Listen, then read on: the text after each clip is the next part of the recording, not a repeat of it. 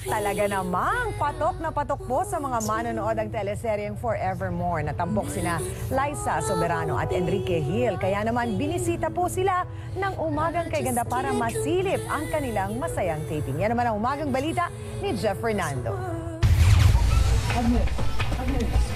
Mataas ang energy at bigay todo ang acting sa set ng teleseryeng Forevermore.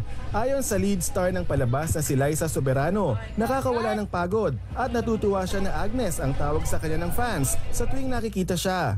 Nakakatuwa kasi tumatak sa kanila yung, sabihin, tumatak yung character ko sa kanila at parang naging icon in a way si Agnes. Malapit na rin sa isa't isa ang tambalan ni Liza at Enrique Hill. Mas nagiging malapit na sila ngayon. Lalo na at araw-araw halos silang magkasama sa taping ng Forevermore at shooting ng isang pelikula.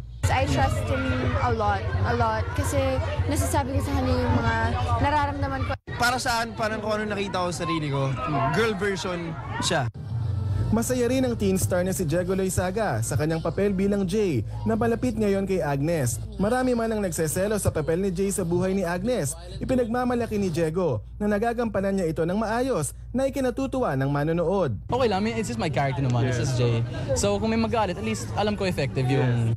Marami pang malalaking eksena na dapat abangan sa Forevermore. Kaya naman pataas ng pataas ang ratings at tinututukan gabi-gabi.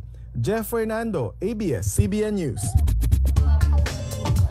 Gabi, nanonood kami Oo. Forevermore. Sagnes Bangli. Yeah.